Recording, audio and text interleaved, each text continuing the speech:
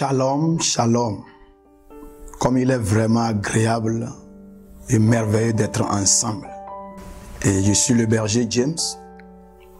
Je viens partager avec vous la suite et la fin de notre thème qu'on a intitulé des hommes de Dieu ou Dieu homme. Prions.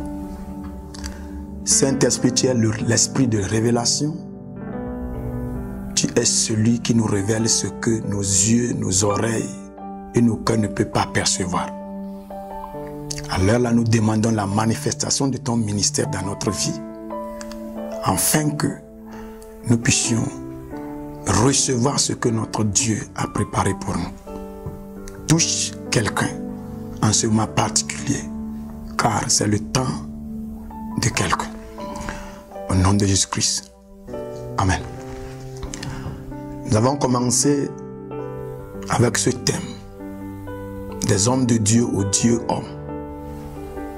Nous avons bien sûr détaillé ce thème-là en 3 étapes. La première étape était, nous devons recevoir un signe dans la présence de Dieu. C'est ce signe qui va nous rapprocher de Dieu. C'est ce signe qui va nous attirer, nous faire sortir des hommes et nous rapprocher de lui. Et c'est ce que Moïse a expérimenté dans le buisson en flamme. La deuxième étape, il est nécessaire pour nous de recevoir la voix de Dieu. Je n'ai pas dit la parole de Dieu, j'ai dit la voix de Dieu. Et c'est cette voix qui a la capacité de transporter la divinité et la décharger dans notre vie. Lorsque nous recevons la voix de Dieu, on devient candidat de recevoir au même moment la divinité. Et aujourd'hui, nous terminons cette 3e étape qui est très importante. Et je voudrais que vous sachiez quelque chose, que lorsque Moïse a vu ce signe, dans la voix de Dieu, Dieu lui dit d'aller libérer le peuple d'Israël. C'est dans la voix qu'on a révélé à Moïse que ce qu'il tient dans sa main, la verge qu'il tient dans sa main avait la capacité de faire des miracles. Alors, Moïse est allé. Effectivement, il a libéré le peuple d'Israël. Ils ont quitté Égypte en direction vers Canaan. Mais à un moment donné, on a expérimenté un problème. Ce n'était plus Pharaon qui maltraitait les Israélites, mais plutôt c'était un problème de compatibilité entre le peuple de Dieu et Dieu lui-même. Alors ça veut dire que le signe et la voix de Dieu n'arrivaient plus à amener le peuple à marcher avec Dieu. Cela nécessitait que Moïse se retire du peuple, retourner à Dieu. Alors quand Moïse est allé cette fois-ci sur la montagne, il n'a plus demandé le signe, il n'a plus demandé la voix, parce que en ce moment Moïse communiquait déjà avec Dieu, il causait déjà. C'est là-bas que tu vas voir que Moïse a demandé à Dieu de lui faire voir sa face. Il dit, si j'ai trouvé grâce à tes yeux, fais-moi voir ta face, ta gloire. Moïse a déjà opéré bon nombre de miracles. Qu'est-ce qui manque ici dans sa vie? Et qu'il cherche vraiment à manifester ou à voir la face de Dieu. Alors cette 3e étape, je l'appelle expérimenter Dieu face à face. C'est une étape très importante pour nous les enfants de Dieu. Nous devons atteindre une dimension donnée où le Dieu dont nous parlons aux hommes, le Dieu que nous servons, nous soyons capables de savoir il est qui. Pourquoi Moïse dit, fais-moi voir ta face. Il y a quelque chose que Moïse n'arrive pas à manifester. Alors, Dieu dit, je ne vais pas refuser de te faire voir ma face. Je vais t'exposer ma face. Mais à l'instant où nous sommes Moïse, il y a un danger. Si tu vois ma face, tu vas mourir. Mais la grâce que tu as trouvée à mes yeux va m'amener à créer quelque chose pour toi, pour que tu puisses voir ma face. Bien sûr que c'est interdit à quelqu'un de voir ma face. Dieu dit à Moïse, je vais faire un creux dans le roc. Et quand vous entendez parler du roc, Jésus-Christ est le roc. Alors autrement, Dieu est en train de dire à Moïse que Jésus-Christ n'est pas encore venu sur la terre. Tu ne peux pas me voir face à face, mais je vais solliciter, je vais louer une place dans Jésus-Christ Étant dans l'Ancien Testament, je loue une place dans Jésus-Christ, je te cache là-bas. Et étant dans Jésus-Christ, tu pourras voir ma face sans avoir de difficultés.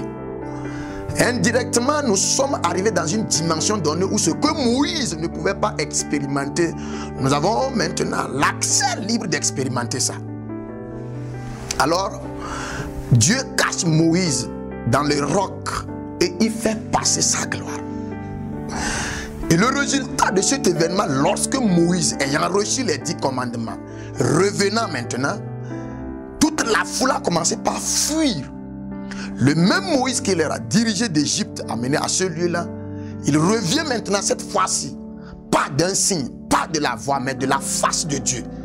Et l'aspect de Moïse a dramatiquement changé. Frères et sœurs, qu'est-ce que le monde là cherche jusqu'alors? Le monde là a soif de voir quelque chose de surnaturel. Voyez là où la technologie amène les gens. Voyez là où la magie amène les gens.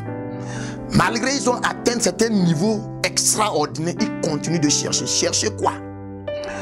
Ils cherchent voir quelque chose que la science ne peut pas produire.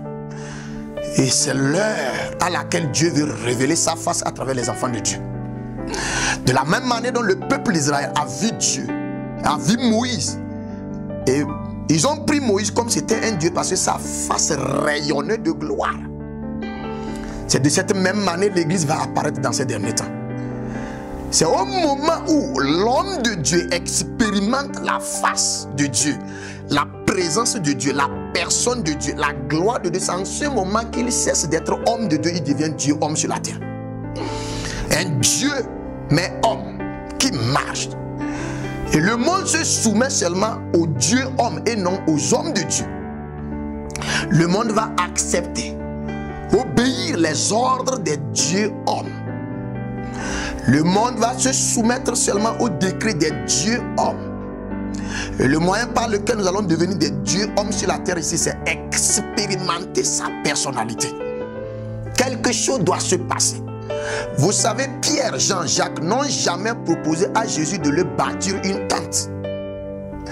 Pourquoi? Parce qu'ils considéraient Jésus-Christ comme un simple homme. Mais quand ils ont expérimenté la transfiguration sur la montagne de la transfiguration, ils ont vu la face de Jésus-Christ briller. Pour la première fois, Pierre se lève et propose à Jésus-Christ une tente. Nous allons te bâtir sur cette montagne une tente, bâtir une autre à Moïse, bâtir une autre à Élie. Le monde ne nous amènera pas cette trésor, ces richesses, si il n'a pas vu la gloire de Dieu sur nous. Isaïe 60 dit: les ténèbres couvrent la terre, l'obscurité les peuples, mais sur toi l'Éternel s'élève, sur toi sa gloire apparaît. C'est en ce moment-là que les rois vont marcher à la clarté de tes rayons et les nations vont marcher à ton éclat. Avant que Jésus-Christ n'arrive, il y en aura une manifestation extraordinaire de la divinité sur la terre ici. C'est ce qui va amener certains charlatans, certains docteurs, certains magiciens à se donner à Christ. Ça sera vraiment une honte pour nous de continuer à tenir la Bible de maison en maison, crier dans les oreilles de Dieu, Dieu nous aime. L'homme a atteint un certain degré donné où il n'a plus peur de ses décrets. L'homme veut voir certaines choses. Et Dieu ne va pas descendre sur la terre ici pour manifester ça, mais Dieu nous donne la responsabilité de manifester ça à sa place. Lorsque nous atteignons cette dimension donnée, où nous avons vu sa face, nous avons vu sa présence, automatiquement notre opération change. Ça ne sera plus notre force, mais ça sera sa capacité qui se manifeste même dans nos faiblesses. Jésus-Christ ne souffrait pas pour guérir les malades, pas parce que les malades n'étaient pas vraiment malades. C'est tout simplement parce qu'il y avait quelque chose au-delà de sa force qui était sur lui, qu'on appelle la divinité. Acte 10:38 nous dit: Dieu n'a pas oint Jésus de Nazareth de la puissance, mais du Saint-Esprit. Il a pris le Saint-Esprit comme ça pour verser sur Jésus-Christ comme huile, afin que la dimension dans laquelle il va opérer va forcer même les pharisiens, les docteurs de la loi à être attirés par lui. Qu'est-ce qui s'est passé? Jésus-Christ aurait pu convaincre Ponce Pilate de ne pas le crucifier. C'est lui qui s'est laissé, parce que s'il avait manifesté un peu sa divinité, Ponce Pilate devrait condamner les autres et laisser Jésus-Christ. Alors tu dois comprendre qu'il y a une réserve de puissance que Jésus-Christ n'a pas démontrée ici. Il a réservé ça pour toi et moi. Le temps est arrivé qu'on se retienne devant les mêmes personnes qui ont crucifié Jésus-Christ et on leur dise que il était agneau, c'est pourquoi vous l'avez crucifié. Maintenant il est lion de la tribu de Juda. L'église doit retentir la gloire de Dieu. Et quand je parle de l'église, je ne parle pas seulement de certaines personnes spécifiques qu'on appelle les hommes de Dieu. Je parle de toi qui es chrétien. Dieu veut relâcher un manteau de gloire sur toi. Je fais appel à ton esprit. Je déclare à l'heure là que la trompette sonne afin que ton esprit se réveille. Ce que nous allons manifester, le monde n'en a jamais vu. Je crois à ce mouvement. Et je déclare à l'heure là, les ténèbres vont se mettre à genoux devant nous. Tout ce que les généraux de Dieu ont déjà accompli, les gens comme les Kenneth Copeland, les Kenneth Hagin, les Benny, ils ont préparé un terrain pour nous. Les gens comme Bishop David Oyedepo, ils ont préparé un terrain pour nous et ils sont sur le point de transférer le bâton. Et la vague qui va se manifester, les gens vont dire on n'en a jamais vu. Et je sais que tu es en train de ressentir quelque chose à l'heure là. C'est Dieu qui est en train de t'appeler sur une autre montagne à dépasser les signes, à dépasser sa voix et commencer par expérimenter sa présence. Quand la présence de Dieu descend dans ta vie, ta famille comprendra qu'il y a quelque chose de différent entre toi et elle. Je veux que le monde se mette à genoux parce que Christ n'est pas venu mourir pour rien. Si c'est comme ça, l'église croit qu'elle sera et elle pourra convertir le monde, c'est faux. Jésus ne revient pas pour une église religieuse, mais une église sans tache et glorieuse. Le temps est arrivé. La saison est arrivée. Dieu veut partager sa gloire avec nous. C'est pourquoi il ne nous appelle plus serviteurs, mais il nous appelle amis. Il veut partager cela. Tu es appelé à te lever, à te réveiller, à chercher sa face, à chercher sa présence. Et tu ne seras pas déçu. Dieu t'a sélectionné à travers ce message-là. Et quelque chose va se passer dans ta vie. Tu es richement béni. Prépare-toi. Dieu va l'accomplir. Au nom de Jésus-Christ. Shalom.